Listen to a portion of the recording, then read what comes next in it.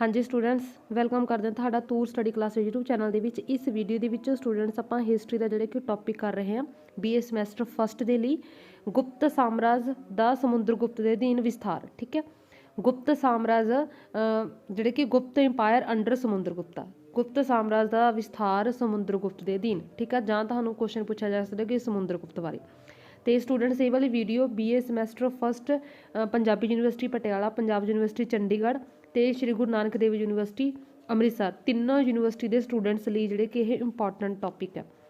तो स्टूडेंट्स तुहानूं क्वेश्चन एवें भी पूछा जा सकता कि समੁੰਦਰਗੁਪਤ ਨੂੰ ਭਾਰਤੀ ਨੈਪੋਲੀਅਨ ਕਿਉਂ ਕਿਹਾ ਜਾਂਦਾ ਸੀ, ਜਾਂ ਸਮੁੰਦਰਗੁਪਤ ਦੇ ਜੀਵਨ ਬਾਰੇ ਤੁਸੀਂ ਕੀ ਜਾਣਦੇ ਹੋ, ਸਮੁੰਦਰਗੁਪਤ ਦੀਆਂ ਪ੍ਰਾਪਤੀਆਂ ਦਾ ਵਰਣਨ ਕਰੋ, ਜਾਂ ਸਮੁੰਦਰਗੁਪਤ ਦੇ ਜਿੱਤਾਂ ਦਾ ਵਰਣਨ ਕਰੋ, ਤੇ ਉਹਨੂੰ ਭਾਰਤੀ ਨੈਪੋਲੀਅਨ ਕਿਉਂ ਕਹਿੰਦੇ ਸੀ। ਤਾਂ ਇਹਨਾਂ ਸਭ ਦਾ ਆਨਸਰ ਉਹੀ ਹੋਊਗਾ ਜੋ ਹੁਣ ਆਪਾਂ ਕਰਾਂਗੇ। ਠੀਕ ਹੈ, ਤੇ ਸਭ ਤੋਂ ਪਹਿਲਾਂ ਆਪਾਂ ਮੁੱਢਲਾ ਜੀਵਨ ਕਰਨ ਤੋਂ ਪਹਿਲਾਂ ਆਪਾਂ ਗੁਪਤ ਵੰਸ਼ ਦੀ ਸਥਾਪਨਾ ਦੱਸਦੇ ਹਾਂ ਵੀ ਕਿਵੇਂ ਹੋਈ। ਠੀਕ ਹੈ, ਗੁਪਤ ਵੰਸ਼ ਦੀ ਸਥਾਪਨਾ ਕੀਤੀ ਸੀ, ਗੁਪਤ ਵੰਸ਼ ਦਾ ਮੋਢੀ ਸੀ ਸ਼੍ਰੀ ਗੁਪਤ। ਸ਼੍ਰੀ ਗੁਪਤ ਨੂੰ ਗੁਪਤ ਵੰਸ਼ ਦਾ ਮੋਢੀ ਕਿਹਾ ਜਾਂਦਾ।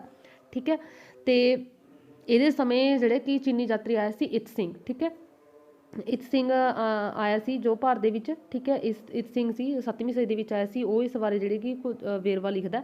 ਠੀਕ ਹੈ, ਬਟ ਤੁਸੀਂ ਇੰਨਾ ਨਹੀਂ ਪੈਣਾ ਇਹਨਾਂ ਦੇ ਵਿੱਚ, ਤੁਸੀਂ ਸਿਰਫ ਇੰਨਾ ਯਾਦ ਰੱਖਣਾ ਕਿ ਗੁਪਤ ਵੰਸ਼ ਦਾ ਮੋਢੀ ਸ਼੍ਰੀ ਗੁਪਤ ਨੂੰ ਕਿਹਾ। ਠੀਕ ਹੈ, ਸ਼੍ਰੀ ਗੁਪਤ ਨੇ ਗੁਪਤ ਵੰਸ਼ ਦੀ ਨੀਂਹ ਰੱਖੀ ਆ।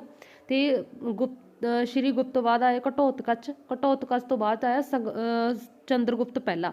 ਤੇ ਚੰਦਰਗੁਪਤ ਪਹਿਲੇ ਨੂੰ, ਠੀਕ ਹੈ, ਚੰਦਰਗੁਪਤ ਪਹਿਲੇ ਨੂੰ ਹੀ ਅਸਲ ਦੇ ਵਿੱਚ ਵਾਸਤਵਿਕ, ਪਹਿਲੇ ਨੂੰ ਹੀ ਵਾਸਤਵਿਕ ਜਾਂ ਅਸਲੀ ਮੋਢੀ ਮੰਨਿਆ ਜਾਂਦਾ ਗੁਪਤ ਵੰਸ਼ ਦਾ, ਕਿਉਂਕਿ ਇਸ ਨੇ ਜਿਹੜੇ ਕਿ ਮਹਾਰਾਜ ਦੀ ਉਪਾਧੀ ਨੂੰ ਤਿਆਗ ਕੇ ਮਹਾਰਾਜਾ ਧੀਰਾਜ ਦੀ ਉਪਾਧੀ ਧਾਰਨ ਕੀਤੀ ਸੀ। ਤੇ ਇਹ ਸੁਤੰਤਰ ਸ਼ਾਸਕ ਸੀ, ਇਹ ਕਿਸੇ ਦੇ ਅਧੀਨ ਨਹੀਂ ਸੀ। ਠੀਕ ਹੈ, ਪਹਿਲਾਂ ਵਾਲੇ ਸੁਤੰਤਰ ਨਹੀਂ ਸੀ।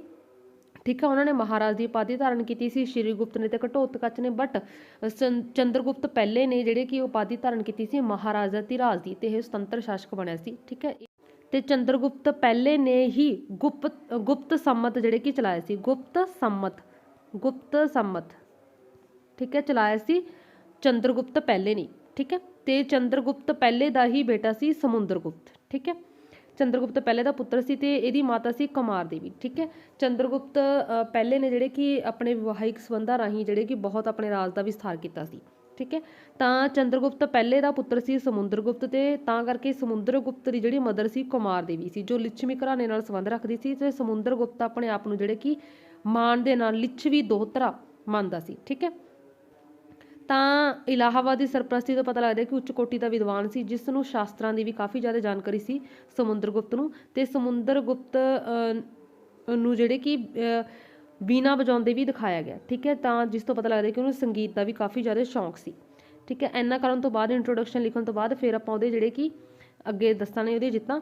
ਤਾਂ ਸਮੁੰਦਰਗੁਪਤ ਦਾ ਜਿਹੜੇ ਕਿ ਰਾਜ ਸੀ 335 ਤੋਂ ਲੈ ਕੇ 375 ਈਸਵੀ ਤੱਕ ਉਹਨੇ ਰਾਜ ਕੀਤਾ, 40 ਸਾਲ। ਠੀਕ ਹੈ, ਤੇ ਹਰੀ ਸੇਨ ਨੇ ਉਹਦੇ ਜਿੱਤਾਂ ਦਾ ਵੇਰਵਾ ਕੀਤਾ ਸੀ ਇਲਾਹਾਬਾਦ ਦੀ ਪ੍ਰਸ਼ਸਤੀ ਦੇ ਵਿੱਚ, ਜਿਸ ਦੇ ਵਿੱਚ 33 ਪੰਕਤੀਆਂ ਦੇ ਵਿੱਚ ਜਿਹੜੇ ਕਿ ਲੇਖ ਲਿਖਿਆ ਗਿਆ ਸੀ, ਜਿਹਦੇ ਵਿੱਚ ਇਹਦੇ ਜਿੱਤਾਂ ਦਾ ਵਰਣਨ ਸੀ। ਹਾਂਜੀ, ਸਮੁੰਦਰਗੁਪਤ ਦੀਆਂ ਜਿੱਤਾਂ। ਇਹ ਵਾਲੇ ਕੁਐਸਚਨ ਦੇ ਆਨਸਰ ਦੇ ਲਈ ਪਹਿਲਾਂ ਆਪਾਂ ਜਿੱਤਾਂ ਲਿਖਾਂਗੇ। ਠੀਕ ਹੈ, ਸਮੁੰਦਰਗੁਪਤ ਦੇ ਜਿੱਤਾਂ, ਫਿਰ ਉਹਦੇ ਰਾਜ ਦਾ ਵਿਸਥਾਰ ਦੇਖਾਂਗੇ। ਹਾਂਜੀ, ਸਮੁੰਦਰਗੁਪਤ ਦੀਆਂ ਜਿੱਤਾਂ ਜਿਹੜੇ ਕਿ ਇੱਕ ਮਹਾਨ ਜੇਤੂ ਸੀ। ਇਸ ਨੇ ਜਿਹੜੇ ਕਿ ਸਮੁੰਦਰਗੁਪਤ ਦੇ ਜਦੋਂ ਰਾਜਗੱਦੀ ਤੇ ਬੈਠੇ 335 ਈਸਵੀ ਦੇ ਵਿੱਚ, ਉਸ ਸਮੇਂ ਜਿਹੜੇ ਕਿ ਭਾਰਤ ਛੋਟੇ ਛੋਟੇ ਰਾਜਾਂ ਦੇ ਵਿੱਚ ਵੰਡਿਆ ਹੋਇਆ ਸੀ। ਮਹਾਪਦਮਨੰਦ ਤੇ ਚੰਦਰਗੁਪਤ ਮੌਰਯ ਦੀ ਤਰ੍ਹਾਂ ਉਹ ਇਹਨਾਂ ਛੋਟੇ ਛੋਟੇ ਰਾਜਾਂ ਨੂੰ ਖਤਮ ਕਰਕੇ ਰਾਜਨੀਤਿਕ ਏਕਤਾ ਕਾਇਮ ਕਰਨਾ ਚਾਹੁੰਦਾ ਸੀ। ਭਾਵ ਕਿ ਸਮੁੰਦਰਗੁਪਤ ਜਦੋਂ ਰਾਜਗੱਦੀ ਤੇ ਬੈਠਾ ਤਾਂ ਉਸ ਸਮੇਂ ਭਾਰਤ ਦੇ ਵਿੱਚ ਛੋਟੇ ਛੋਟੇ ਰਾਜੇ ਸੀ, ਤਾਂ ਉਹ ਇਹਨਾਂ ਸਾਰੇ ਛੋਟੇ ਛੋਟੇ ਰਾਜਾਂ ਨੂੰ ਖਤਮ ਕਰਕੇ ਆਪ ਇੱਕ ਵੱਡਾ ਰਾਜ ਕਾਇਮ ਕਰਨਾ ਚਾਹੁੰਦਾ ਸੀ ਸਮੁੰਦਰਗੁਪਤ। ਠੀਕ ਹੈ, ਤਾਂ ਉਹ ਆਪਣੇ ਆਪ ਨੂੰ ਆਰੀਆਵਰਤ ਉੱਤਰੀ ਭਾਰਤ ਦਾ ਇਕੱਲਾ ਸਮਰਾਟ ਬਣਨਾ ਚਾਹੁੰਦਾ ਸੀ। ਠੀਕ ਹੈ, ਇਸੇ ਉਦੇਸ਼ ਨੂੰ ਲੈ ਕੇ ਜਿਹੜੇ ਕਿ ਉਹਨੇ ਜਿੱਤਾਂ ਹਾਸਲ ਕਰਨੇ ਸ਼ੁਰੂ ਕੀਤੀਆਂ ਸੀ। ਤੇ ਇਲਾਹਾਬਾਦ ਦੀ ਪ੍ਰਸ਼ਸਤੀ ਦੇ ਵਿੱਚ ਹਰੀ ਸੇਨ ਨੂੰ ਉਹਨੇ ਸੈਂਕੜੇ ਯੁੱਧ ਲੜਨ ਦੇ ਵਿੱਚ ਨਿਪੁੰਨ ਕਹਿ ਕੇ ਇਹਦੀ ਪ੍ਰਸ਼ੰਸਾ ਕੀਤੀ ਹੈ ਹਰੀ ਸੇਨ ਨੇ। ਠੀਕ ਹੈ, ਤੇ ਹੁਣ ਆਪਾਂ ਇਹਦੇ ਜਿੱਤਾਂ ਦਾ ਦੇਖਦੇ ਹਾਂ। ਪਹਿਲਾਂ ਇਹਦੀਆਂ ਜਿੱਤਾਂ ਨੇ ਉੱਤਰੀ ਭਾਰਤ ਤੇ ਦੱਖਣੀ ਭਾਰਤ, ਇਹਦੇ ਦੋ ਮੁਹਿੰਮਾਂ ਨੇ, ਉੱਤਰੀ ਭਾਰਤ ਤੇ ਦੱਖਣੀ ਭਾਰਤ ਦੀਆਂ ਜਿੱਤਾਂ। ਠੀਕ ਹੈ, ਉੱਤਰੀ ਭਾਰਤ ਦੇ ਵਿੱਚ ਇਹਨੇ ਹਰਾਏ ਨੇ 9 ਰਾਜਿਆਂ ਨੂੰ, ਤੇ ਦੱਖਣੀ ਭਾਰਤ ਦੇ ਵਿੱਚ ਇਹਨਾਂ ਹਰਾਏ ਨੇ 12 ਰਾਜਿਆਂ ਨੂੰ।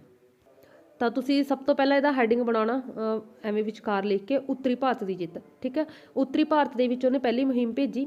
ਸਮੁੰਦਰਗੁਪਤ ਨੇ ਰਾਜਗੱਦੀ ਸੰਭਾਲਣ ਤੋਂ ਪਿੱਛੋਂ ਉੱਤਰੀ ਭਾਰਤ ਦੇ ਪ੍ਰਦੇਸ਼ਾਂ ਉੱਤੇ ਜਿੱਤ ਹਾਸਲ ਕਰਨ ਬਾਰੇ ਸੋਚਿਆ। ਤੇ ਇਲਾਹਾਬਾਦ ਦੀ ਸਰਪ੍ਰਸਤੀ 13ਵੀਂ ਤੋਂ ਪਤਾ ਲੱਗਦਾ। ਅਗਰ ਤਾਂ ਤੁਹਾਨੂੰ ਇਹ ਲਾਈਨਾਂ ਯਾਦ ਰੱਖ ਸਕਦੇ ਹੋ ਤਾਂ ਕਰ ਲੈਣੀਆਂ ਨੇ, ਨਹੀਂ ਸਿੱਧਾ ਹੀ ਤੁਸੀਂ ਕਹਿ ਲੈਣਾ ਕਿ ਸਮੁੰਦਰਗੁਪਤ ਨੇ ਰਾਜਗੱਦੀ ਸੰਭਾਲਣ ਤੋਂ ਬਾਅਦ ਉੱਤਰੀ ਭਾਰਤ ਨੂੰ ਜਿੱਤਣ ਦੇ ਲਈ ਜਿਹੜਾ ਕਿ ਹਮਲਾ ਕਰਨਾ ਸ਼ੁਰੂ ਕੀਤਾ।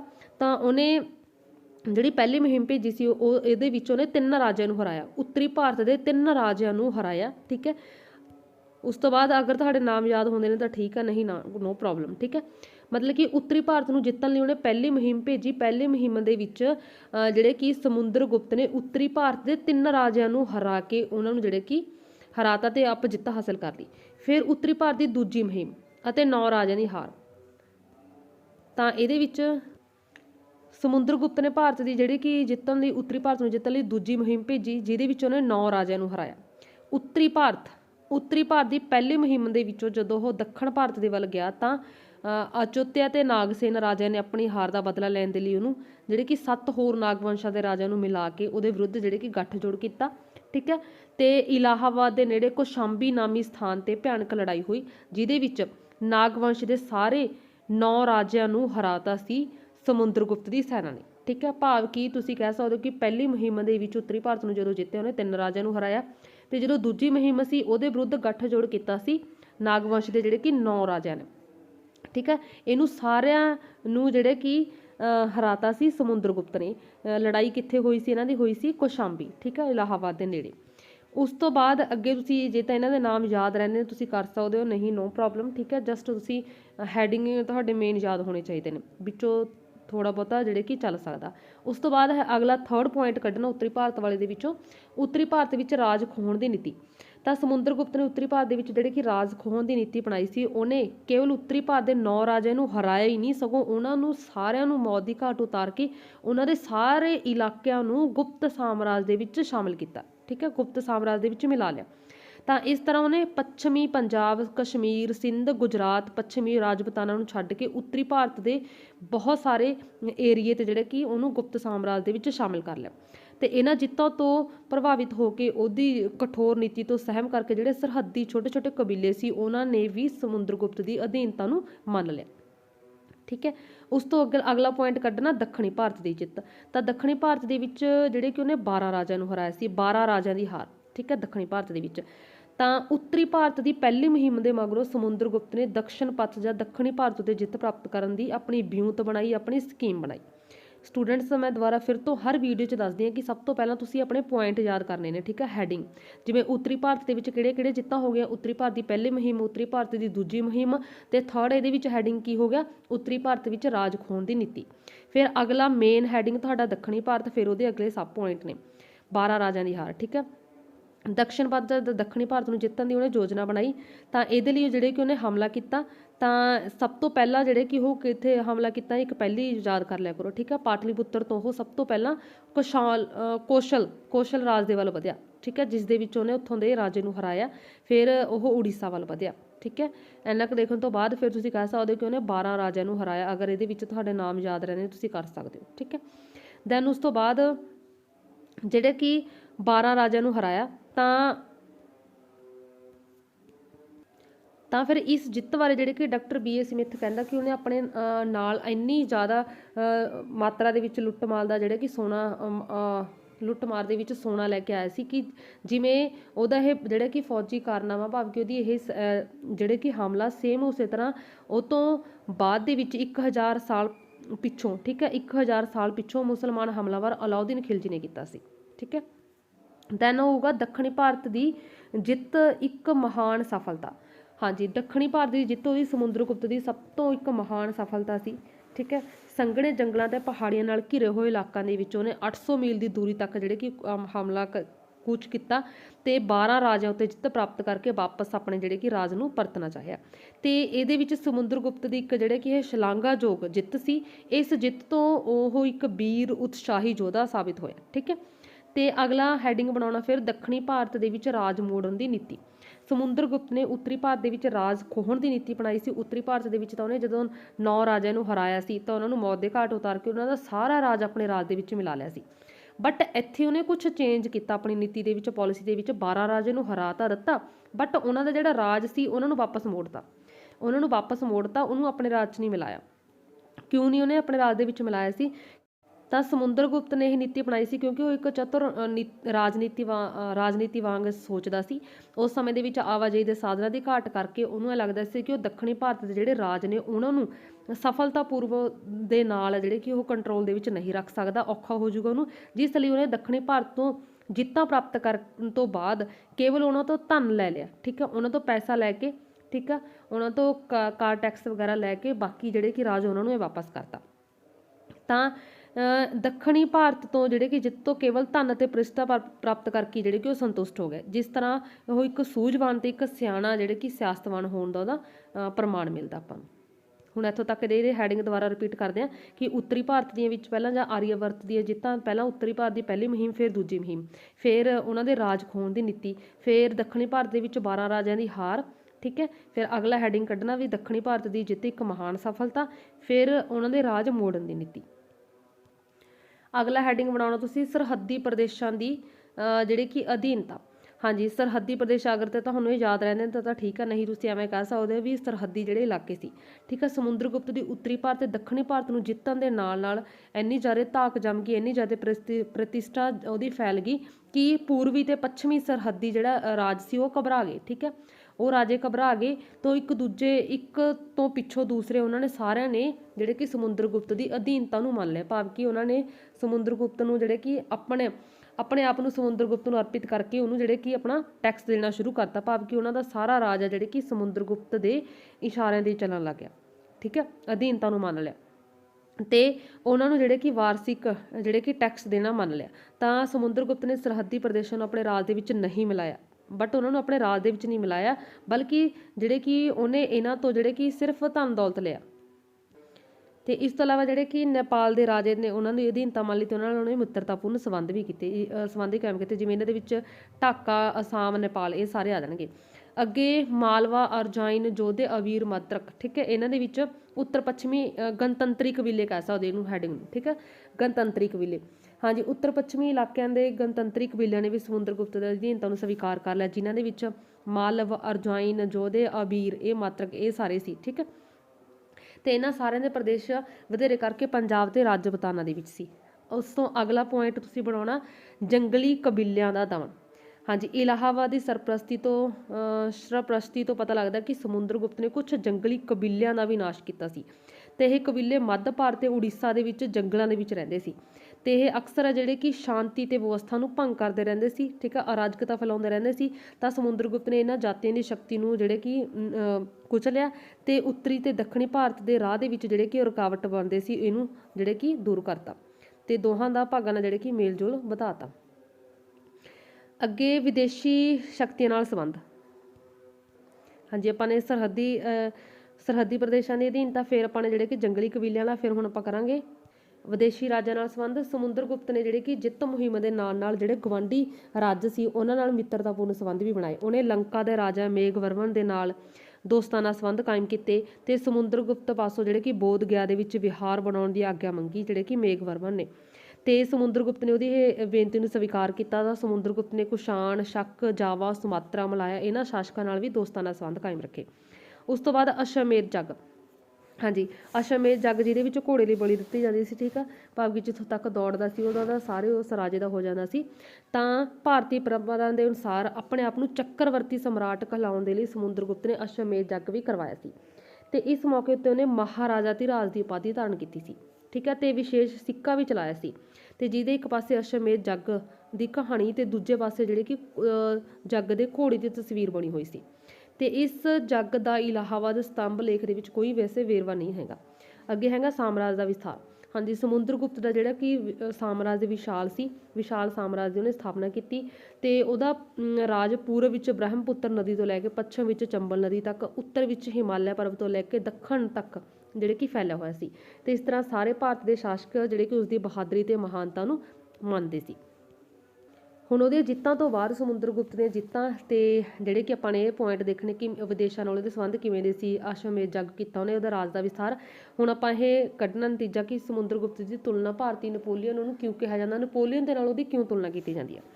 ਹਾਂਜੀ, ਸਮੁੰਦਰਗੁਪਤ ਨੂੰ ਭਾਰਤੀ ਨੈਪੋਲੀਅਨ ਦੀ ਉਪਾਧੀ ਜਿਹੜੀ ਕਿ ਸਭ ਤੋਂ ਪਹਿਲਾਂ ਡਾਕਟਰ B.A. ਸਮਿਥ ਨੇ ਦਿੱਤੀ ਸੀ ਤੇ ਬਾਅਦ ਦੇ ਵਿੱਚ ਕਈ ਹੋਰ ਇਤਿਹਾਸਕਾਰਾਂ ਨੇ ਇਸ ਗੱਲ ਦਾ ਸਮਰਥਨ ਕੀਤਾ। ਤਾਂ ਸਮੁੰਦਰਗੁਪਤ ਨੂੰ ਭਾਰਤੀ ਨੈਪੋਲੀਅਨ ਕਹਿਣ ਦੇ ਕਈ ਰੀਜ਼ਨ ਨੇ। ਪਹਿਲਾਂ ਤਾਂ ਕਿ ਨੈਪੋਲੀਅਨ ਦੀ ਤਰ੍ਹਾਂ, ਨੈਪੋਲੀਅਨ ਸੀ ਫਰਾਂਸ ਦਾ ਸੀ, ਠੀਕ ਹੈ। ਨੈਪੋਲੀਅਨ ਦੀ ਤਰ੍ਹਾਂ ਇੱਕ ਸਾਹਸੀ ਤੇ ਨਿਡਰ ਯੋਧਾ ਸੀ ਤੇ ਨੈਪੋਲੀਅਨ ਨੇ ਇਟਲੀ ਦੀ ਮੁਹਿੰਮ ਦੇ ਵਿੱਚ ਆਪਣੀ ਤੀਬਰਤਾ ਦਿਖਾਈ ਸੀ। ਤਾਂ ਇਸੇ ਤੀਬਰਤਾ ਦੇ ਨਾਲ ਹੀ ਜਿਹੜੇ ਕਿ ਉਹ ਫੇਮਸ ਹੋਏ ਸੀ। ਇਸੇ ਤਰ੍ਹਾਂ ਸਮੁੰਦਰਗੁਪਤ ਦੇ ਜੀਵਨ ਦੇ ਵਿੱਚ ਆਪਾਂ ਦੇਖਦੇ ਹਾਂ ਤਾਂ ਨੈਪੋਲੀਅਨ ਜਿਹੜੇ ਕਿ ਸਾਰੇ ਯੂਰਪ ਦੇ ਵਿੱਚ ਉਹਨੇ ਦਬਦਬਾ ਆਪਣਾ ਬਣਾ ਰੱਖਿਆ ਸੀ। ਤਾਂ ਉਹ ਕੁਝ ਦੇਸ਼ਾਂ ਦਾ ਸਮਰਾਟ, ਕੁਝ ਦਾ ਰੱਖਿਅਕ ਤੇ ਕੁਝ ਦਾ ਮਿੱਤਰ ਸੀ। ਤਾਂ ਬਿਲਕੁਲ ਉਸੇ ਤਰ੍ਹਾਂ ਸਮੁੰਦਰਗੁਪਤ ਵੀ, ਜਿਵੇਂ ਉਹਨੇ ਉੱਤਰੀ ਭਾਰਤ ਦੇ ਸਾਰੇ ਰਾਜਾਂ ਨੂੰ ਤਾਂ ਆਪਣੇ ਰਾਜ ਦੇ ਵਿੱਚ ਮਿਲਾ ਲਿਆ ਤੇ ਮਹਾਰਾਜ ਤੇ ਰਾਜ ਬਣ ਗਿਆ, ਬਟ ਦੱਖਣੀ ਰਾਜਾਂ ਤੋਂ ਉਹਨਾਂ ਨੇ ਜਿੱਤ ਕੇ ਉਹਨਾਂ ਨੂੰ ਆਪਣਾ, ਉਹਨਾਂ ਦਾ ਜਿਹੜਾ ਕਿ ਰਾਜ ਵਾਪਸ ਕਰਤਾ ਤੇ ਸਿਰਫ ਉਹਨਾਂ ਤੋਂ ਟੈਕਸ ਲੈ ਲਿਆ ਸੀ, ਠੀਕ ਹੈ, ਟੈਕਸ ਵਸੂਲ ਕਰਦਾ ਸੀ। ਤਾਂ ਇਹਦੇ ਨਾਲ ਭਾਵ ਕਿ ਉਹਨੇ ਵੀ ਦੋਨੇ ਤਰੀਕਾਂ ਦੀ ਨੀਤੀ ਅਪਣਾਈ, ਮਿੱਤਰਤਾ ਵੀ ਤੇ ਜਿਹੜੇ ਕਿ ਉਹਨਾਂ ਤੇ ਜਿੱਤਾਂ ਵੀ ਹਾਸਲ ਕੀਤੀਆਂ। ਤਾਂ ਇਸੇ ਤਰ੍ਹਾਂ ਉਹਨੇ ਲੰਕਾ ਦਾ ਜਿਹੜਾ ਰਾਜਾ ਸੀ ਮੇਘਵਰਮਨ, ਉਹਦਾ ਪੱਕਾ ਮਿੱਤਰ ਬਣ ਗਿਆ। ਤਾਂ ਆਪਾਂ ਕਹਿ ਸਕਦੇ ਕਿ ਉਹ ਨੈਪੋਲੀਅਨ ਤੋਂ ਵੀ 4 ਕਦਮ ਅੱਗੇ ਸੀ, ਠੀਕ ਹੈ। ਤੇ ਸਮੁੰਦਰਗੁਪਤ ਨੂੰ ਕਦੇ ਵੀ, ਜਿੰਨੀਆਂ ਵੀ ਉਹਨੇ ਲੜਾਈਆਂ ਲੜੀਆਂ ਨੇ, ਕਿਸੇ ਦੇ ਵਿੱਚ ਉਹਨੂੰ ਅਸਫਲਤਾ ਨਹੀਂ ਮਿਲੀ, ਠੀਕ ਹੈ, ਅਸਫਲਤਾ ਨਹੀਂ ਮਿਲੀ, ਕਿਸੇ ਦੇ ਵਿੱਚ ਉਹ ਹਾਰਿਆ ਨਹੀਂ, ਕਿਸੇ ਦੇ ਵਿੱਚ ਹਾਰ ਨਹੀਂ ਹੋਈ ਉਹਦੀ, ਠੀਕ ਹੈ। ਜਦ ਕਿ ਜਿਹੜਾ ਹੈਗਾ ਸੀ ਨੈਪੋਲੀਅਨ, ਜਿਹਦੇ ਨਾਲ ਉਹਦੀ ਤੁਲਨਾ ਕੀਤੀ ਜਾਂਦੀ ਹੈ, ਨੈਪੋਲੀਅਨ ਵਾਟਰਲੂ ਦੀ ਲੜਾਈ, ਠੀਕ ਹੈ, ਵਾਟਰਲੂ ਦੀ ਲੜਾਈ ਸੀ ਜਿਹੜੀ 1815 ਈਸਵੀ ਦੇ ਵਿੱਚ ਹੋਈ ਸੀ, ਇਸ ਦੇ ਵਿੱਚ ਉਹ ਹਾਰ ਗਿਆ ਸੀ ਨੈਪੋਲੀਅਨ ਤੇ ਨੈਪੋਲੀਅਨ ਨੂੰ ਕੈਦੀ ਕਰ ਲਿਆ ਗਿਆ ਸੀ, ਠੀਕ ਹੈ, ਤੇ ਉਮਰ ਕੈਦ ਦੀ ਸਜ਼ਾ ਹੋਈ ਸੀ। ਬਟ ਸਮੁੰਦਰਗੁਪਤ ਇੱਕ ਅਜਿਹਾ ਜਿਹੜੇ ਕਿ ਉਹਨੇ ਆਪਣਾ ਸਾਮਰਾਜ ਕਾਇਮ ਕੀਤਾ ਜਿਹਦੇ ਵਿੱਚ ਉਹਨੂੰ ਕਦੇ ਵੀ ਜਿਹੜੇ ਕਿ ਹਾਰ ਦਾ ਸਾਹਮਣਾ ਨਹੀਂ ਕਰਨਾ ਪਿਆ ਸੀ। ਤੇ ਅੰਤ ਵਿੱਚ ਆਪਾਂ ਕਹਿ ਸਕਦੇ ਕਿ ਸਮੁੰਦਰਗੁਪਤ ਜਿਹੜੇ ਕਿ, ਤਾਂ ਇਸ ਤਰ੍ਹਾਂ ਜਿਹੜੇ ਕਿ ਸਮੁੰਦਰਗੁਪਤ ਨੂੰ ਜਿਹੜੇ ਕਿ ਨੈਪੋਲੀਅਨ ਤੋਂ ਵੀ 4 ਕਦਮ ਅੱਗੇ ਸੀ। ਤਾਂ ਇਸ ਤੋਂ ਬਾਅਦ ਤੁਸੀਂ ਸ਼ਾਸਕ ਦੇ ਰੂਪ ਦੇ ਵਿੱਚ ਜਿਹਦੇ ਵਿੱਚ ਪੁਆਇੰਟ ਐਡ ਕਰਨਾ ਚਾਹੁੰਦੇ ਹੋ ਸਮੁੰਦਰਗੁਪਤ ਵਾਲੇ 'ਚ ਤਾਂ ਕਰ ਸਕਦੇ ਹੋ, ਠੀਕ ਹੈ। ਸਹਿਣਸ਼ੀਲ ਸ਼ਾਸਕ ਸੀ, ਤੁਸੀਂ ਕਰ ਸਕਦੇ ਹੋ ਇਹਦੇ ਵਿੱਚ। ਬਾਕੀ ਹੁਣ ਆਪਾਂ ਨੈਕਸਟ ਟੌਪਿਕ ਹੈਗਾ ਆਪਣਾ ਚੰਦਰਗੁਪਤ ਵਿਕਰਮਦਿੱਤਿਆ, ਠੀਕ ਹੈ। ਚੰਦਰਗੁਪਤ ਚੰਦਰਗੁਪਤ ਵਿਕਰਮਦਿੱਤਿਆ, ਜਿਹਦੇ ਸਮੇਂ ਫਾਇਜਾਨ ਜਿਹੜਾ ਚੀਨੀ ਯਾਤਰੀ ਸੀ ਭਾਰਤ ਆਇਆ ਸੀ, ਠੀਕ ਹੈ, ਜਿਸ ਨੇ ਫੋਕੋਕੀ ਜਿਹੜੀ ਕਿ ਬੁੱਕ ਦੀ ਰਚਨਾ ਕੀਤੀ ਸੀ। ਹਾਂਜੀ, ਚੰਦਰਗੁਪਤ ਦੂਜਾ ਵਿਕਰਮਦਿੱਤਿਆ, ਇਹਦੀਆਂ ਵੀ ਸਫਲਤਾਵਾਂ, ਠੀਕ ਹੈ, ਚਾਹੇ ਪ੍ਰਾਪਤੀਆਂ, ਚਾਹੇ ਇਹ ਕੁਐਸਚਨ ਆ ਜਾਏ ਕਿ ਚੰਦਰਗੁਪਤ ਦੂਜੇ ਦੇ ਅਧੀਨ ਮੌਰੀਆ ਸਾਮਰਾਜ ਦਾ ਵਿਸਥਾਰ ਦੱਸੋ, ਜਾਂ ਮੌਰੀਆ ਸਾਮਰਾਜ ਦੇ ਵਿਸਥਾਰ ਦੇ ਵਿੱਚ ਚੰਦਰਗੁਪਤ ਵਿਕਰਮਦਿੱਤਿਆ ਨੇ ਕੀ ਯੋਗਦਾਨ ਪਾਇਆ, ਠੀਕ ਹੈ। ਚੰਦਰਗੁਪਤ ਵਿਕਰਮਦਿੱਤਿਆ ਚੰਦਰਗੁਪਤ ਦੂਜਾ, ਤਾਂ ਚਾਹੇ ਇਹਦਾ ਸ਼ਾਸਨ ਪ੍ਰਬੰਧ ਆ ਜੇ, ਠੀਕ ਹੈ। ਤਾਂ ਸਭ ਦਾ ਆਨਸਰ ਉਹੀ ਹੋਊਗਾ ਜਿਹੜਾ ਆਪਾਂ ਹੁਣ ਕਰਾਂਗੇ। ਸਭ ਤੋਂ ਪਹਿਲਾਂ ਇਹਦਾ ਮੁੱਢਲਾ ਜੀਵਨ ਦੇਖਦੇ ਹਾਂ। ਹਾਂਜੀ, ਤਾਂ ਗੁਪਤ ਸ਼ਾਸਕ ਸਮੁੰਦਰਗੁਪਤ ਤੇ, ਠੀਕ ਹੈ, ਰਾਣੀ ਦੱਤ ਤੋਂ ਪੈਦਾ ਹੋਇਆ ਚੰਦਰਗੁਪਤ ਦੂਜਾ, ਗੁਪਤ ਵੰਸ਼ ਦਾ ਮਹਾਨ ਤੇ ਸ਼ਕਤੀਸ਼ਾਲੀ ਰਾਜਾ ਸੀ। ਭਾਵ ਕਿ ਸਮੁੰਦਰਗੁਪਤ ਤੋਂ ਬਾਅਦ ਜਿਹੜੇ ਕਿ ਆਉਂਦਾ ਚੰਦਰਗੁਪਤ ਦੂਜਾ, ਠੀਕ ਹੈ। ਤੇ ਇਹ ਜਿਹੜਾ ਕਿ ਸਮੁੰਦਰਗੁਪਤ ਦਾ ਪੁੱਤਰ ਸੀ, ਠੀਕ ਹੈ। ਸਮੁੰਦਰਗੁਪਤ ਚੰਦਰਗੁਪਤ ਪਹਿਲੇ ਦਾ ਪੁੱਤਰ ਸੀ। ਤਾਂ ਜਿਹੜਾ ਏਰਨ ਅਭਿਲੇਖ ਆ ਉਹਦੇ ਵਿੱਚ ਸਮੁੰਦਰਗੁਪਤ ਨੂੰ ਪੁੱਤ ਪੋਤਰਿਆਂ ਵਾਲਾ ਜਿਹੜੇ ਕਿ ਵਿਅਕਤੀ ਦੱਸਿਆ ਗਿਆ। ਤੁਸੀਂ ਇਹਨੂੰ ਰਹਿਣ ਦਿਓ, ਤੁਸੀਂ ਜਸਟ ਇੰਨਾ ਕੁ ਕਰੋ ਕਿ ਜਿਹੜੇ ਕਿ ਸਮੁੰਦਰਗੁਪਤ ਤੋਂ ਬਾਅਦ ਉਹਦਾ ਬੇਟਾ ਜਿਹੜੇ ਕਿ ਜੋਗ ਪੁੱਤਰ 380 ਈਸਵੀ ਦੇ ਵਿੱਚ, ਠੀਕ ਹੈ, ਰਾਜਗੱਦੀ ਤੇ ਬੈਠਦਾ ਚੰਦਰਗੁਪਤ ਦੂਜਾ, ਚੰਦਰਗੁਪਤ ਵਿਕਰਮਦਿੱਤਿਆ ਨੇ ਜਿਹੜੀ ਕਿ ਉਪਾਧੀ ਧਾਰਨ ਕੀਤੀ ਸੀ। ਤੇ ਇਹਦਾ ਸ਼ਾਸਨ ਕਾਲ 380 ਤੋਂ ਲੈ ਕੇ 414 ਈਸਵੀ ਤੱਕ ਆ, ਠੀਕ ਹੈ। ਤਾਂ ਚੰਦਰਗੁਪਤ ਨੇ ਇਹਨੇ ਆਪਣੀ ਸਥਿਤੀ ਨੂੰ ਜਿਹੜੇ ਕਿ ਮਜ਼ਬੂਤ ਕਰਨ ਲਈ ਨਾਗਵੰਸ਼ ਤੇ ਵਿਘਾਟਕ ਵੰਸ਼ਾਂ ਨਾਲ ਜਿਹੜੇ ਕਿ ਵਿਆਹ ਸੰਬੰਧ ਕਾਇਮ ਕੀਤੇ। ਤੇ ਸਭ ਤੋਂ ਪਹਿਲਾਂ ਉਹਨੇ ਨਾਗਵੰਸ਼ ਦੀ ਲੜਕੀ ਕੁਬੇਰ ਬੇਗ ਨਾਲ ਵਿਆਹ ਕੀਤਾ, ਠੀਕ ਆ, ਕੁਬੇਰ ਨਾਗ ਨਾਲ ਵਿਆਹ ਕੀਤਾ। ਤਾਂ ਚੰਦਰਗੁਪਤ ਨੇ ਫਿਰ ਆਪਣੀ ਲੜਕੀ ਪ੍ਰਾਵਤੀ ਗੁਪਤ ਜਿਹੜੀ ਕਿ ਕੁਬੇਰ ਨਾਗ ਤੋਂ ਪੈਦਾ ਹੋਈ ਸੀ ਦਾ ਵਿਆਹ ਪ੍ਰਸਤਾਵ ਵਿਘਾਟਕ ਨਰੇਸ਼ ਪ੍ਰਿਥਵੀ ਸੇਨ ਪਹਿਲੇ ਦੇ ਨਾਲ ਕੀਤਾ ਸੀ। ਤਾਂ ਇਸ ਤਰ੍ਹਾਂ ਜਿਹੜੇ ਕਿ ਉਹਨੇ ਵਿਵਾਹਿਕ ਸੰਬੰਧਾਂ ਰਾਹੀਂ ਜਿਹੜੇ ਕਿ ਆਪਣੇ ਸਾਮਰਾਜ ਨੂੰ ਵਧਾਇਆ ਸੀ, ਠੀਕ ਹੈ। ਤਾਂ ਇੰਨੀ ਕੁ ਇੰਟਰੋਡਕਸ਼ਨ ਤੁਸੀਂ ਦੇ ਦੇਣੀ ਆ। ਇਸ ਤੋਂ ਇਲਾਵਾ ਗੁਪਤ ਸਾਮਰਾਜ ਬਾਰੇ ਵੀ ਤੁਸੀਂ ਇੰਟਰੋਡਕਸ਼ਨ ਦੇ ਸਕਦੇ ਹੋ ਜਾਣ ਪਛਾਣ ਦੇ ਵਿੱਚ। ਫਿਰ ਤੁਸੀਂ ਚੰਦਰਗੁਪਤ ਵਿਕਰਮਦਿੱਤਿਆ ਦੇ ਜਿੱਤਾਂ ਬਾਰੇ ਕਰਨਾ। ਹਾਂਜੀ, ਜਿਹੜੀ ਇਹਦੀ ਪਹਿਲੀ ਜਿੱਤ ਆ ਗੁਜਰਾਤ ਤੇ ਕਾਠੀਆਵਾੜਾ ਨਾਲ ਯੁੱਧ। ਗੁਜਰਾਤ ਤੇ ਸਭ ਤੋਂ ਪਹਿਲਾਂ ਇਹਦੇ ਵੀ ਹੈਡਿੰਗ ਪੜ੍ਹਨੇ ਤੁਸੀਂ, ਗੁਜਰਾਤ ਤੇ ਕਾਠੀਆਵਾੜਾ ਨਾਲ ਯੁੱਧ, ਤੇ ਅੱਗੇ ਵੰਗ ਦੀ ਜਿੱਤ, ਠੀਕ ਆ, ਵਹਿਲੀਕ ਦੀ ਹਾਰ, ਰਾਜ ਦਾ ਵਿਸਥਾਰ, ਇੰਨੇ ਕੁ ਉਹਦੇ ਜਿੱਤਾਂ ਦਾ ਵਿਸਥਾਰ ਆ। ਦੈਨ ਉਸ ਤੋਂ ਬਾਅਦ ਅੱਗੇ ਉਹਦਾ ਸ਼ਾਸਨ ਪ੍ਰਬੰਧ ਦੇ ਨਾਲ ਜਿਹੜੇ ਕਿ ਇਹ ਕੁਐਸਚਨ ਸ਼ੁਰੂ ਹੋ ਜਾਂਦਾ। ਤੇ ਉਹਦੀ ਜਿੱਤਾਂ ਤੋਂ ਪਹਿਲਾਂ ਤੁਸੀਂ ਜਿਹੜਾ ਕੀ ਆ ਵਿਵਾਹਿਕ ਸੰਬੰਧ ਵਾਲਾ ਅਲੱਗ ਪੁਆਇੰਟ ਵੀ ਬਣਾ ਸਕਦੇ ਹੋ, ਠੀਕ ਹੈ, ਅਲੱਗ ਤੋਂ ਪੁਆਇੰਟ ਵੀ ਬਣਾ ਸਕਦੇ ਹੋ ਵੀ ਚੰਦਰਗੁਪਤ ਦੂਜੇ ਨੇ ਵਿਵਾਹਿਕ ਸੰਬੰਧ ਸਥਾਪਿਤ ਕਰਕੇ ਆਪਣੀ ਸਥਿਤੀ ਨੂੰ ਮਜ਼ਬੂਤ ਕੀਤਾ ਸੀ, ਜਿਵੇਂ ਚੰਦਰਗੁਪਤ ਪਹਿਲੇ ਨੇ ਕੀਤਾ ਸੀ ਲਿच्छਵੀ ਵੰਸ਼ ਦੇ ਨਾਲ, ਠੀਕ ਹੈ। ਤਾਂ ਇਹਨੇ ਨਾਗਵੰਸ਼ ਦੀ ਜਿਹੜੀ ਪੁੱਤਰੀ ਸੀ ਕੁਬੇਰ ਨਾਗ ਨਾਲ ਵਿਆਹ ਕਰਕੇ ਜਿਹੜੇ ਕਿ ਆਪਣਾ ਵਿਸਥਾਰ ਵਧਾਇਆ ਸੀ। ਤੇ ਇਸ ਤੋਂ ਇਲਾਵਾ ਜਿਹੜੀ ਆਪਣੀ ਲੜਕੀ ਸੀ ਪ੍ਰਭਾਵਤੀ, ਆਪਾਂ ਨੇ ਹੁਣੇ ਡਿਸਕਸ ਕੀਤਾ, ਉਹਦਾ ਵਿਘਾਟਕ ਵੰਸ਼ ਦੇ ਨਾਲ ਜਿਹੜੇ ਕਿ ਵਿਆਹ ਕੀਤਾ ਸੀ, ਠੀਕ ਹੈ, ਵਿਘਾਟਕ ਵੰਸ਼ ਦੇ ਰੁਦਰਸੇਨ ਦੇ ਨਾਲ। ਫਿਰ ਅੱਗੇ ਤੁਸੀਂ ਅੱਗੇ ਜਿੱਤਾਂ ਵਾਲਾ ਇਹਦਾ ਪੁਆਇੰਟ ਕੱਢ ਸਕਦੇ ਹੋ। ਹਾਂਜੀ, ਚੰਦਰਗੁਪਤ ਦੂਜੇ ਦੇ ਰਾਜਕਾਲ ਦੀ ਸਭ ਤੋਂ ਮਹੱਤਵਪੂਰਨ ਘਟਨਾ ਜਿਹੜੀ ਕਿ ਗੁਜਰਾਤ ਤੇ ਕਾਠੀਆਵਾੜਾ ਦੇ ਵਿੱਚ ਜਿੱਤ ਹੈ, ਠੀਕ ਹੈ। ਜਿੱਤਾਂ ਦੇ ਵਿੱਚ ਪੁਆਇੰਟ 'ਚ ਜਿੱਤਾਂ ਪ੍ਰਾਪਤੀਆਂ ਇੱਕੋ ਗੱਲ ਹੋ ਗਈ, ਸਫਲਤਾਵਾਂ, ਠੀਕ ਹੈ। ਤੇ ਇਹਨਾਂ ਰਾਜਾਂ ਦੇ ਵਿੱਚ ਸ਼ਕ ਵੰਸ਼ ਦਾ ਰਾਜ ਸੀ, ਭਾਵ ਕਿ ਜਦੋਂ ਚੰਦਰਗੁਪਤ ਦੂਜੇ ਨੇ ਜਿਹੜੇ ਕਿ ਗੁਜਰਾਤ ਤੇ ਕਾਠੀਆਵਾੜਾ ਦੇ ਵਿੱਚ ਜਦੋਂ ਜਿੱਤ ਹਾਸਲ ਕਰਨੀ ਸੀ ਤਾਂ ਉਸ ਸਮੇਂ ਉੱਥੋਂ ਦਾ ਜਿਹੜੇ ਕਿ ਇਹਨਾਂ ਰਾਜਾਂ ਦੇ ਵਿੱਚ ਸ਼ਕ ਵੰਸ਼ ਦਾ ਰਾਜ ਸੀ, ਠੀਕ ਹੈ। ਗੁਜਰਾਤ ਤੇ ਕਾਠੀਆਵਾੜਾ ਦੇ ਵਿੱਚ ਸ਼ਕ ਵੰਸ਼ ਦਾ ਰਾਜ ਸੀ ਤੇ ਉਹਨਾਂ ਨੇ ਆਪਣੀ ਸਥਿਤੀ ਕਾਫੀ ਮਜ਼ਬੂਤ ਕਰ ਲਈ ਸੀ। ਤਾਂ ਸਮੁੰਦਰਗੁਪਤ ਨੇ ਫਿਰ ਉੱਤਰੀ ਤੇ ਦੱਖਣੀ ਭਾਰਤ ਦੇ ਰਾਜਿਆਂ ਦਾ ਜਦੋਂ ਦਮਨ ਕੀਤਾ ਸੀ, ਬਟ ਉਹਨੇ ਪੱਛਮੀ ਭਾਰਤ ਦੇ ਜਿਹੜੇ ਸ਼ਕ ਸੀ ਇਹਨਾਂ ਰਾਜਿਆਂ ਪ੍ਰਤੀ ਕੋਈ ਕਾਰਵਾਈ ਨਹੀਂ ਕੀਤੀ ਸੀ। ਤਾਂ ਹੁਣ ਜਿਹੜੇ ਕਿ ਉਹ ਜਿਹੜਾ ਸਮੁੰਦਰਗੁਪਤ ਦਾ ਕੰਮ ਉਹ ਅਧੂਰਾ ਰਹਿ ਗਿਆ ਸੀ, ਠੀਕ ਹੈ। ਤਾਂ ਉਹੀ ਕੰਮ ਚੰਦਰਗੁਪਤ ਦੂਜਾ ਪੂਰਾ ਕਰ ਰਿਹਾ ਸੀ, ਠੀਕ ਹੈ। ਭਾਵ ਕਿ ਚੰਦਰਗੁਪਤ ਦੂਜਾ ਆਪਣੇ ਪਿਤਾ ਦਾ ਜਿਹੜਾ ਕੰਮ ਅਧੂਰਾ ਰਹਿ ਗਿਆ ਸੀ ਉਹਨੂੰ ਪੂਰਾ ਕਰ ਰਿਹਾ ਸੀ। ਬੇਸ਼ੱਕ ਸਮੁੰਦਰਗੁਪਤ ਨੇ ਉੱਤਰੀ ਭਾਰਤ ਤੇ ਦੱਖਣੀ ਭਾਰਤ ਦੇ ਵਿੱਚ ਜਿੱਤਾਂ ਹਾਸਲ ਕਰਤੀਆਂ ਸੀ, ਬਟ ਉਹਨੇ ਗੁਜਰਾਤ ਤੇ ਕਾਠੀਆਵਾੜੇ ਦੇ ਇੱਧਰ ਵਾਲੀ ਸਾਈਡ ਤੇ ਜਿਹੜੇ ਸ਼ਕ ਰਾਜੇ ਸੀ, ਠੀਕ ਆ, ਸ਼ਕ ਵੰਸ਼ ਸੀ, ਇਹਨਾਂ ਤੇ ਕੋਈ ਹਮਲਾ ਨਹੀਂ ਕੀਤਾ ਸੀ। ਤਾਂ ਇਹਨਾਂ ਤੇ ਹਮਲਾ ਕਰਨਾ ਜਿਹੜੇ ਕਿ ਸਮੁੰਦਰਗੁਪਤ ਦਾ ਬੇਟਾ ਚੰਦਰਗੁਪਤ ਵਿਕਰਮਦਿੱਤਿਆ ਦੂਜਾ ਕਰ ਰਿਹਾ ਸੀ, ਠੀਕ ਹੈ। ਤਾਂ ਉਹਨੇ ਜਿਹੜੇ ਕਿ ਚੰਦਰਗੁਪਤ ਦੂਜੇ ਨੇ 388 ਈਸਵੀ ਦੇ ਵਿੱਚ ਸ਼ੱਕਾਂ ਉੱਤੇ ਹਮਲਾ ਕੀਤਾ ਤੇ ਇਹ ਯੁੱਧ 410 ਈਸਵੀ ਤੱਕ ਜਿਹੜਾ ਕਿ ਚੱਲਦਾ ਰਿਹਾ, ਠੀਕ ਹੈ। ਭਾਵ ਕਿ 388 ਤੋਂ ਸ਼ੁਰੂ ਕਰਕੇ 410 ਈਸਵੀ ਤੱਕ ਇਹ ਚੱਲਦਾ ਰਿਹਾ ਸੰਘਰਸ਼ ਤੇ ਇਹ ਇੱਕ ਭਿਆਨਕ ਯੁੱਧ ਸੀ। ਇਸ ਯੁੱਧ ਦੇ ਅੰਤ ਦੇ ਵਿੱਚ ਸ਼ਕ ਰਾਜਾ ਰੁਦਰ ਸਿੰਘ ਤੀਜਾ ਜਿਹੜੇ ਕਿ ਬੁਰੀ ਤਰ੍ਹਾਂ ਹਾਰਿਆ ਤੇ ਮਾਰਿਆ ਗਿਆ ਤੇ ਇਸ ਤਰ੍ਹਾਂ ਗੁਜਰਾਤ ਤੇ ਕਾਠੀਆਵਾੜਾ ਨੂੰ ਗੁਪਤ ਸਾਮਰਾਜ ਦੇ ਵਿੱਚ ਮਿਲਾ ਲਿਆ ਚੰਦਰਗੁਪਤ ਵਿਕਰਮਦਿੱਤਿਆ ਨੇ, ਠੀਕ ਹੈ। ਤੇ ਕਿਹਾ ਜਾਂਦਾ ਇਸ ਜਿੱਤ ਤੋਂ ਬਾਅਦ ਹੀ ਚੰਦਰਗੁਪਤ ਦੂਜੇ ਨੇ ਵਿਕਰਮਦਿੱਤਿਆ ਦਾ ਅਰਥ ਕੀ ਆ? ਵੀਰਤਾ ਦਾ ਸੂਰਜ। ਮੈਂ ਤੁਹਾਨੂੰ ਪਹਿਲਾਂ ਹੀ ਦੱਸਿਆ ਸੀ ਨਾ ਸਟਾਰਟਿੰਗ ਦੇ ਵਿੱਚ ਵੀ ਵਿਕਰਮਦਿੱਤਿਆ ਤੇ ਨੇ ਉਪਾਧੀ ਧਾਰਨ ਕੀਤੀ ਸੀ। ਤਾਂ ਉਹ ਕਦੋਂ ਧਾਰਨ ਕੀਤੀ ਸੀ ਉਹਨੇ? ਜਦੋਂ ਗੁਜਰਾਤ ਤੇ ਕਾਠੀਆਵਾੜਾ ਉੱਤੇ ਜਿੱਤ ਹਾਸਿਲ ਕਰ ਲਈ ਸੀ, ਠੀਕ ਆ। ਸ਼ੱਕਾਂ ਨੂੰ ਹਰਾਇਆ ਸੀ। ਗੁਜਰਾਤ ਤੇ ਕਾਠੀਆਵਾੜਾ ਦੇ ਵਿੱਚ ਸ਼ੱਕ ਵੰਸ਼ਾਂ ਦਾ ਰਾਜ ਸੀ ਜਿਨ੍ਹਾਂ ਨੂੰ ਉਹਦੇ ਪਿਤਾ ਨੇ ਵੀ ਨਹੀਂ ਹਰਾਇਆ ਸੀ, ਬਟ ਇਹਨੇ ਹਰਾਤਾ ਸੀ, ਠੀਕ ਆ। ਇਹਨੇ ਹਰਾਉਣ ਤੋਂ ਬਾਅਦ ਇੱਕ ਉਪਾਧੀ ਧਾਰਨ ਕੀਤੀ ਸੀ ਵਿਕਰਮਦਿੱਤਿਆ, ਜਿਹਦਾ ਅਰਥ ਹੈ ਵੀਰਤਾ ਦਾ ਸੂਰਜ, ਤੇ ਸ਼ਕਾਰੀ ਜਿਹਦਾ ਅਰਥ ਸੀ ਸ਼ੱਕਾਂ ਦਾ ਕਾਤਲ ਕਰਨ ਵਾਲਾ। ਇਹ ਉਪਾਧੀਆਂ ਧਾਰਨ ਕੀਤੀਆਂ ਸੀ, ਠੀਕ ਹੈ। ਅਗਲਾ ਹੋਊਗਾ ਇਸ ਜਿੱਤ ਤੋਂ ਮਹੱਤਵਪੂਰਨ ਜਿੱਤ ਸੀ ਇਹ, ਇਹਦਾ ਮਹੱਤਵ ਕੀ ਸੀ? ਇਸ ਜਿੱਤ ਦੇ ਨਾਲ ਗੁਪਤ ਸਾਮਰਾਜ ਦੀ ਪ੍ਰਸਿੱਧੀ ਵੱਧ ਗਈ ਤੇ ਸ਼ਕਤੀਸ਼ਾਲੀ ਸ਼ਕ ਰਾਜਿਆਂ ਦੀ ਹਾਰ ਦੇ ਕਾਰਨ ਚੰਦਰਗੁਪਤ ਦੀ ਜਿਹੜੀ ਕਿ ਧਾਕ ਜੰਮ ਗਈ, ਭਾਵ ਕਿ ਉਹਦੀ ਪ੍ਰਸਿੱਧੀ ਵੱਧ ਗਈ। ਤੇ ਇਸ ਜਿੱਤ ਦੇ ਨਾਲ ਗੁਪਤ ਸਾਮਰਾਜ ਦੀਆਂ ਹੱਦਾਂ ਅਰਬ ਸਾਗਰ ਨੂੰ ਛੂਹਣ ਲੱਗੀਆਂ ਤੇ ਇਸ ਜਿੱਤ ਦੇ ਨਾਲ ਵਿਦੇਸ਼ੀ ਵਪਾਰ ਦੇ ਵਿੱਚ ਵੀ ਲਾਭ ਹੋਇਆ ਤੇ ਇਸ ਜਿੱਤ ਦੇ ਨਾਲ ਪੱਛਮੀ ਦੇਸ਼ਾਂ ਦੇ ਨਾਲ ਵਪਾਰਕ ਸੰਬੰਧ ਵਧੇ। ਭੜੋਚ ਨਾਂ ਦੀ ਪ੍ਰਸਿੱਧ ਬੰਦਰਗਾਹ ਗੁਪਤਾਂ ਦੇ ਕਬਜ਼ੇ ਦੇ ਵਿੱਚ ਆ ਗਈ ਤੇ ਸ਼ੱਕਾਂ ਦੀ ਹਾਰ ਦੇ ਨਾਲ ਦੇਸ਼ਾਂ ਦੇ ਵਿੱਚ ਵਿਦੇਸ਼ੀ ਸ਼ਕਤੀ ਦਾ ਜਿਹੜਾ ਕਿ ਖਤਮ ਹੋ ਗਿਆ ਤੇ ਇਸ ਜਿੱਤ ਦੇ ਨਾਲ ਉਜੈਨ ਵਰਗਾ ਜਿਹੜਾ ਕਿ ਵਿਸ਼ਾਲ ਸ਼ਹਿਰ ਸੀ ਜਿਹੜਾ ਚੰਦਰਗੁਪਤ ਦੀ ਕਿਸਮਤ ਦੇ ਵਿੱਚ ਆ ਗਿਆ, ਭਾਵ ਕਿ ਚੰਦਰਗੁਪਤ ਨੂੰ ਉਜੈਨ ਆ ਜਿਹੜਾ ਕਿ ਮਿਲ ਗਿਆ। ਤੇ ਇਸ ਦੀ ਵਿਸ਼ਾਲਤਾ ਤੇ ਖੁਸ਼ਹਾਲੀ ਨੂੰ ਸਾਹਮਣੇ ਰੱਖਦੇ ਹੋਏ ਚੰਦਰਗੁਪਤ ਵਿਕਰਮਦਿੱਤਿਆ ਨੇ ਉਜੈਨ ਨੂੰ ਆਪਣੀ ਰਾਜਧਾਨੀ ਬਣਾਇਆ ਸੀ, ਠੀਕ ਆ। ਉਜੈਨ ਨੂੰ ਚੰਦਰਗੁਪਤ ਵਿਕਰਮਦਿੱਤਿਆ ਨੇ ਆਪਣੀ ਰਾਜਧਾਨੀ ਬਣਾਇਆ ਸੀ, ਦੂਜੀ ਰਾਜਧਾਨੀ, ਠੀਕ ਹੈ। ਅੱਗੇ ਆਊਗੀ ਵੰਗ ਦੀ ਜਿੱਤ। ਹਾਂਜੀ, ਪ੍ਰਾਚੀਨ ਕਾਲ ਦੇ ਵਿੱਚ ਬੰਗਾਲ ਨੂੰ ਬੰਗ ਕਿਹਾ ਜਾਂਦਾ ਸੀ। ਹਾਂਜੀ, ਬੰਗਾਲ ਨੂੰ ਬੰਗ ਕਿਹਾ ਜਾਂਦਾ ਸੀ। ਇਹ ਬੰਗਾਲ ਦੀ ਜਿੱਤ ਆ ਜਿਹਨੂੰ ਬੰਗ ਕਿਹਾ ਜਾਂਦਾ ਸੀ ਪ੍ਰਾਚੀਨ ਕਾਲ ਦੇ ਵਿੱਚ। ਤਾਂ ਚੰਦਰਗੁਪਤ ਨੇ ਸਭ ਤੋਂ ਪਹਿਲਾਂ ਉੱਥੋਂ ਦੇ ਜਿਹੜਾ ਵਾਗੀ ਸਰਦਾਰ ਸੀ, ਵਿਦਰੋਹ ਕਰਨ ਵਾਲੇ ਸਰਦਾਰ ਸੀ, ਉਹਨਾਂ ਨੂੰ ਦਬਾਇਆ ਤੇ ਉਹ ਇਲਾਕਾ ਆਪਣੇ ਰਾਜ ਦੇ ਵਿੱਚ ਮਿਲਾ ਲਿਆ। ਫਿਰ ਉਸਦੀ ਇਸ ਜਿੱਤ ਦਾ ਸਬੂਤ ਆ ਜਿਹੜੇ ਕਿ ਸਾਨੂੰ ਮਹਿਰੌਲੀ ਦੀ ਜਿਹੜੀ ਲੋਹੇ ਦੀ ਲਾਠ ਆ ਉਹ ਤੋਂ ਮਿਲਦਾ, ਠੀਕ ਹੈ, ਜਿਹਦੇ ਵਿੱਚ ਇਸ ਬਾਰੇ ਲਿਖਿਆ ਹੋਇਆ ਕਿ ਚੰਦਰ ਨਾਮਕ ਰਾਜੇ ਨੇ ਵੰਗ ਦੇ ਰਾਜੇ ਦੇ ਵਿਰੁੱਧ ਸਫਲ ਮੁਹਿੰਮ ਚਲਾਈ ਤੇ ਮਜ਼ਦੂਮਦਾਰ, ਭਾਵ ਕਿ ਤਾਂ ਰਾਈਟਰਾਂ ਦੇ ਵਿਊ ਨੇ, ਤੁਸੀਂ ਇਹਨਾਂ ਨਹੀਂ ਡੀਪਲੀ ਜਾਣਾ, ਤੁਸੀਂ ਸਿਰਫ ਇੰਨਾ ਕੁ ਲਿਖ ਸਕਦੇ ਹੋ ਕਿ ਉਹਨੇ ਉੱਥੋਂ ਦੇ ਬਾਗੀ ਸਰਦਾਰਾਂ ਨੂੰ ਦਬਾਇਆ ਤੇ ਇਲਾਕਾ ਆਪਣੇ ਰਾਜ ਦੇ ਵਿੱਚ ਮਿਲਾ ਲਿਆ। ਅੱਗੇ ਆਊਗਾ ਵਹਿਲੀਕ ਦੀ ਹਾਰ। ਹਾਂਜੀ, ਮਹਿਰੌਲੀ ਦੀ ਲੋਹੇ ਦੀ ਲਾਠ ਤੋਂ ਪਤਾ ਲੱਗਦਾ ਕਿ ਚੰਦਰਗੁਪਤ ਵਿਕਰਮਦਿੱਤਿਆ ਦੇ ਸਿੰਧ ਦੇ ਮਹਾਨੇ ਦੇ ਜਿਹੜੇ 7 ਸ਼ਾਖਾਂ ਸੀ ਉਹਨਾਂ ਨੂੰ ਪਾਰ ਕਰਕੇ ਵਹਿਲੀਕ ਜਾਤੀ ਨੂੰ ਵੀ ਹਰਾਇਆ। ਸਿੰਪਲ ਤੁਸੀਂ ਕਹਿ ਸਕਦੇ ਹੋ ਕਿ ਚੰਦਰਗੁਪਤ ਵਿਕਰਮਦਿੱਤਿਆ ਨੇ ਜਿਹੜੇ ਕਿ ਵਹਿਲੀਕ ਜਾਤੀ ਨੂੰ ਵੀ ਜਿਹੜੇ ਕਿ ਹਰਾਇਆ। ਤਾਂ ਵਹਿਲੀਕ ਲੋਕਾਂ ਦੀ ਜਾਤੀ ਬਾਰੇ ਕੁਝ ਜਿਹੜੇ ਕਿ ਮਤਭੇਦ ਸੀ ਤੇ ਕੁਝ ਵਿਦਵਾਨ ਆ ਜਿਹੜੇ ਕਿ ਇਹਨਾਂ ਨੂੰ ਵਲਖ ਅਤੇ ਵੈਕਟਰੀਆ ਦੇ ਵਿੱਚ ਰਹਿਣ ਵਾਲੀ ਜਿਹੜੀ ਕਿ ਜਾਤੀ ਮੰਨਦੇ ਨੇ, ਠੀਕ ਹੈ। ਭਾਵ ਕਿ ਅਲੱਗ-ਅਲੱਗ ਰਾਜ ਨੇ, ਬਸ ਤੁਸੀਂ ਇੰਨਾ ਕਹਿਣਾ ਕਿ ਇਹਨੇ ਜਿਹੜੇ ਕਿ ਬਹਿਲੀਕ ਉੱਤੇ ਵੀ ਜਿੱਤ ਹਾਸਲ ਕੀਤੀ।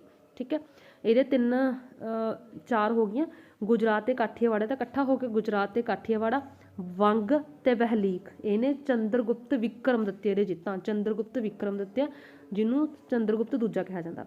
ਹਾਂਜੀ, ਇਹਦਾ ਰਾਜ ਦਾ ਵਿਸਥਾਰ। ਚੰਦਰਗੁਪਤ ਜਦੋਂ ਰਾਜਗੱਦੀ ਤੇ ਬੈਠਾ ਤਾਂ ਰਾਜ ਕਾਫੀ ਵਿਸਤ੍ਰਿਤ ਸੀ, ਕਾਫੀ ਜ਼ਿਆਦਾ ਪਹਿਲਾਂ ਹੀ ਫੈਲਿਆ ਹੋਇਆ ਸੀ, ਤੇ ਉਹਨੇ ਆਪਣੀ ਬਹਾਦਰੀ ਤੇ ਸਾਹਸ ਦੁਆਰਾ ਸਾਮਰਾਜ ਨੂੰ ਹੋਰ ਜ਼ਿਆਦਾ ਵਿਸ਼ਾਲ ਕੀਤਾ।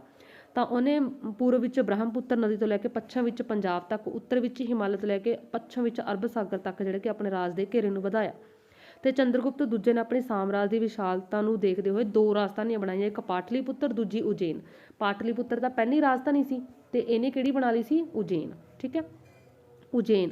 ਤੇ ਉਜੈਨ ਨੂੰ ਮਿਲਿਆ ਸੀ ਜਦੋਂ ਨੇ ਜਿਹੜੇ ਕਿ ਗੁਜਰਾਤ ਤੇ ਕਾਠੀਆਵਾੜ ਤੇ ਯੁੱਧ ਹਾਸਲ ਕੀਤਾ ਸੀ, ਜਿੱਤ। ਠੀਕ ਹੈ, ਅੱਗੇ ਇਹਦਾ ਸ਼ਾਸਨ ਪ੍ਰਬੰਧ। ਫਿਰ ਸ਼ਾਸਨ ਪ੍ਰਬੰਧ ਤੇ ਜੇ ਤੁਹਾਨੂੰ ਜਿਹੜੇ ਕਿ ਚੰਦਰਗੁਪਤ ਦੂਜੇ ਬਾਰੇ ਕੁਐਸਚਨ ਆ ਰਿਹਾ ਤਾਂ ਪਹਿਲਾਂ ਉਹਦੇ ਜਿੱਤਾਂ ਲਿਖਣ ਤੋਂ ਬਾਅਦ, 3 ਜਿੱਤਾਂ ਲਿਖਣ ਤੋਂ ਬਾਅਦ, ਉਹਦੇ ਰਾਜ ਦਾ ਵਿਸਥਾਰ ਕਰਨ ਤੋਂ ਬਾਅਦ ਫਿਰ ਤੁਸੀਂ ਇਹਦਾ ਸ਼ਾਸਨ ਪ੍ਰਬੰਧ ਲਿਖ ਦੇਣਾ। ਠੀਕ ਹੈ, ਇਹਦੇ ਵਿੱਚ ਪਹਿਲਾਂ ਆ ਜਾਊਗਾ ਕੇਂਦਰੀ ਸ਼ਾਸਨ ਪ੍ਰਬੰਧ।